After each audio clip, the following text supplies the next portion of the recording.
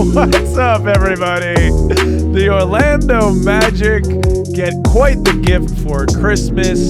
It's a victory, Magic fans. 127 to 119. What's up, second cousins? It's your boy Kyle here, joined for the first time on a reaction vid. It is truly a Christmas miracle by Jason the Pich. Hell yeah, Jason. The Magic today improved. For my goal check-in. Oh wait, no, we're not doing that. No, it's a wrap up. This is my first one of the year. You gotta be gentle with me. We'll get to that. We'll get to that. We'll get to that. So the Magic improved to 18 and 11, fourth in the East after dropping 4 in a row.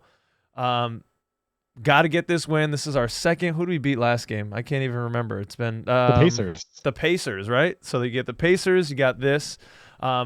Huge game. We got to talk about a gentleman maybe I have expressed some doubts on, not because of the player himself, but just because of who was playing in front of him, Markelle Fultz. And that player is Anthony Black with a career high 23 points, 4 steals, 6 boards, and look at Pich with that nice Orlando Magic rookie Anthony Black card.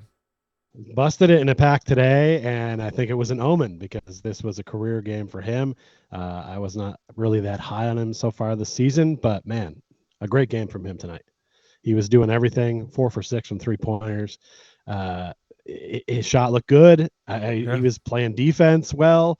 He kind of reminded me of Jalen Suggs in his rookie year a little bit, where it was like he looked a little unsure with the shot, but was hitting them. And on defense was making a lot of great plays, got a few phantom calls because I think they don't really trust who he is and that he can do what he's doing.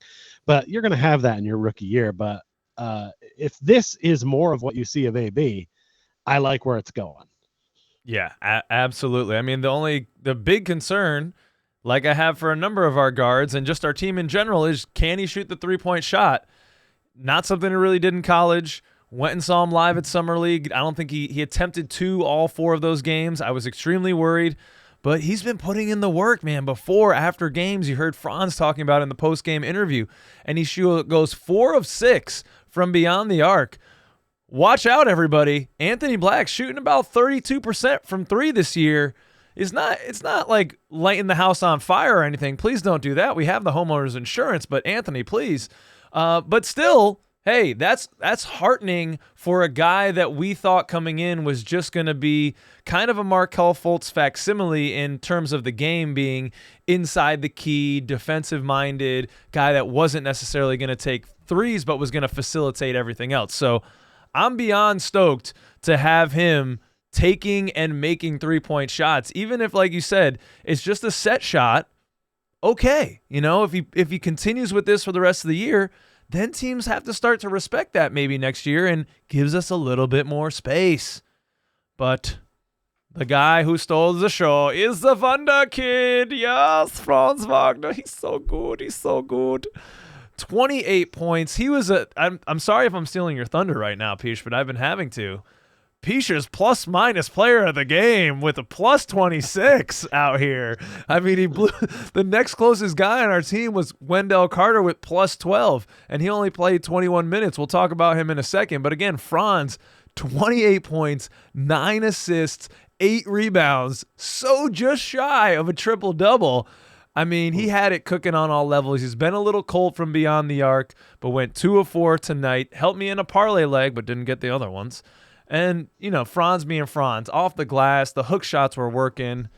Pich, the Wonder Kid was serving up Zabratwurst and Zabia in Washington. I'm sorry, I wasn't. Yeah, I mean, he had a bucket there late in the 4th where he just pulled out the protractor and found the right angle off that glass. I mean, guys in the NBA, modern NBA, just aren't making those kind of shots. He's, double covered, fades away, hits it off glass, like casually, like no big deal. I mean, that is an asset to have. Right now we have 2 great wings that can get a 2-point bucket at will even if they're double covered. That is an awesome problem to have. And sometimes it just seems like other guys kind of have to just like stay out of the way or do like Goga was doing today and just play the role of the housekeeping. I'm just going to clean up all these messes and take all these free baskets. I mean, you got to love what he was providing inside today. But what I didn't love that I saw today, if we have to go and find a negative spot, was I really didn't love what I was seeing from Wendell Carter out there today. Gafford was really pushing him around. He looked really soft. I don't know if this is just because he's still working his way back from injury, but he doesn't look like he has that. I want to see that manimal that comes out when we play against the Chicago Bulls. Like, like I know you've got it, but like it's not always there. Like if somebody else is being more aggressive, he tends to kind of turtle up a little bit. And so thus Goga was in clutch down the stretch. But hopefully that he shakes that off and can be more regular with that aggression. Yeah.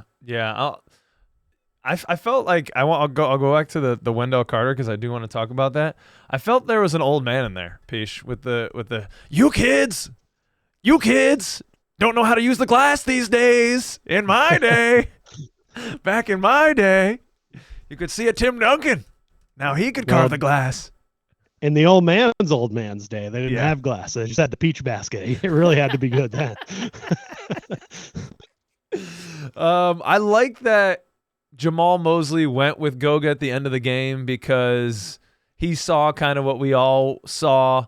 Wendell had a good game last game, in my opinion, against the Pacers. Pacers being a little bit more undersized. They like to play the, 1 down, 5 out. Miles Turner, really kind of a shooting big, not going to bang down too low, even though he's got the body for it. But Wendell normally doesn't really fare well, even after coming off of injury, or notwithstanding, against these 7-footers. Like, that's been something that I've noticed for a while.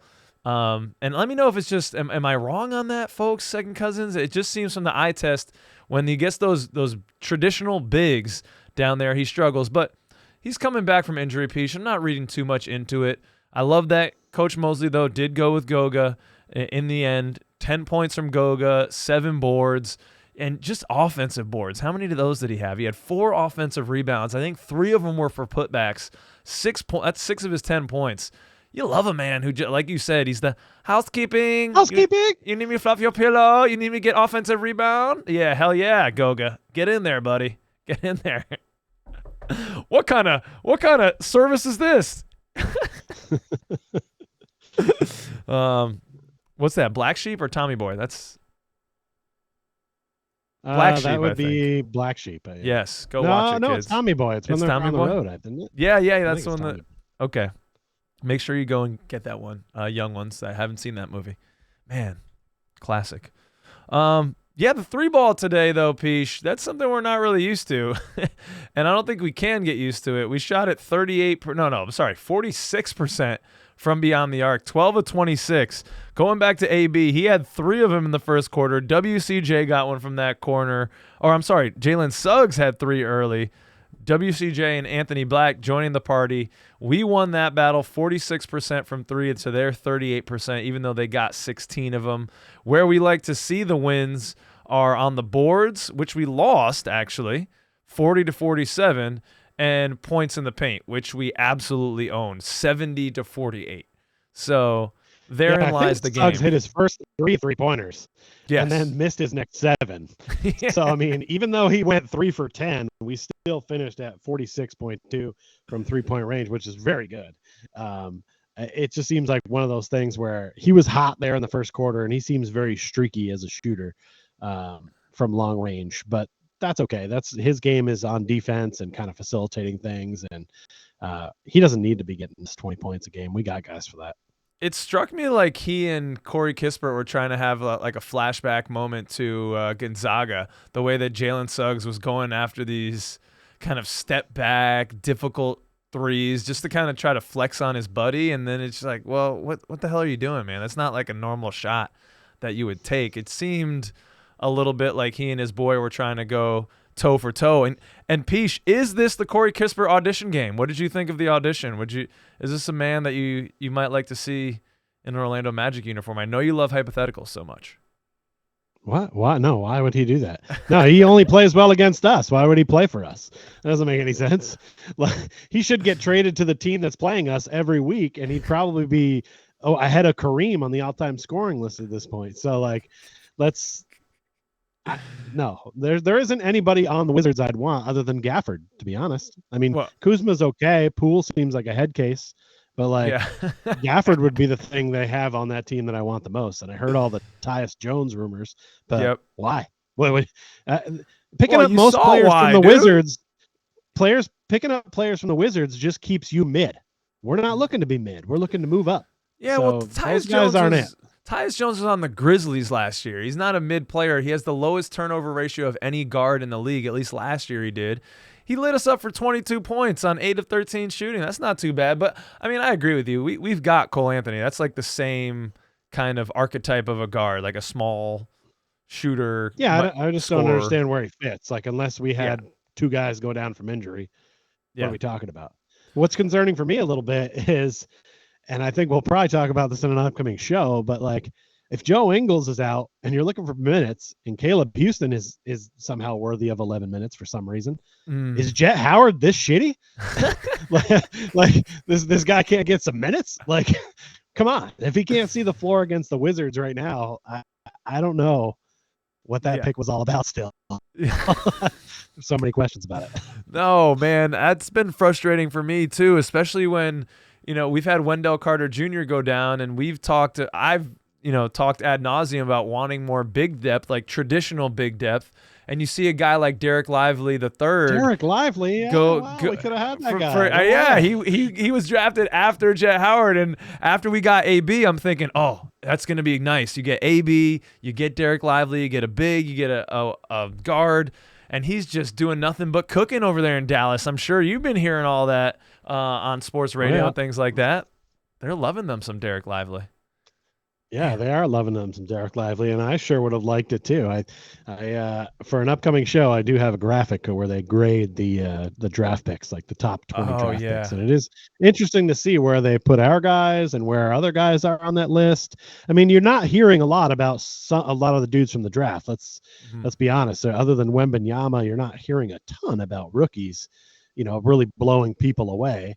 Probably some are disappointing in like Charlotte's case and maybe Portland's case with Scoot and the other fella, but it's still early. I can't remember his name off the top of my head. I can see him. I can't either. Brandon something, but he's actually playing really well. He's playing really, really well. Is he? Okay. Well, he's not really making the mainstream. No, he's not. I'm not seeing clips of him on NBA.com or anything. He's not moving the needle. Right. Anything else from this game? Okay, so I had a question for you, Pich. This came up for me as we were watching the game. I saw a gentleman on the sideline, a Wizards fan, wearing a Wizards jersey, and maybe you want to talk about the Wizards jerseys in just a second. And he had a button down, like a plaid button down under the jersey. And I'm just curious if you have, Pich, for those who don't know out there, Pich is, he's got a structure to the way that he's going to do things, especially when it comes to color coordinating and especially when it comes to uniforms and jerseys and things.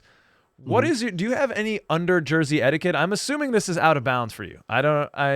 It's a little out of bounds. I think the only time it's allowed is like on draft night if they put the jersey on you over your button up. Yeah, if you get drafted. I mean, if you're a businessman and like you go to the game and then they give you a free jersey or something like that, you want to throw it on for a second. Yeah, I guess.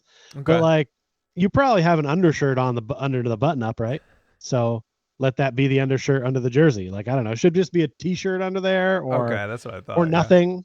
I mean, sun's out, guns not out. For me, because I think you got to have proper arm definition to really pull those off. But you can definitely wear it without t-shirts.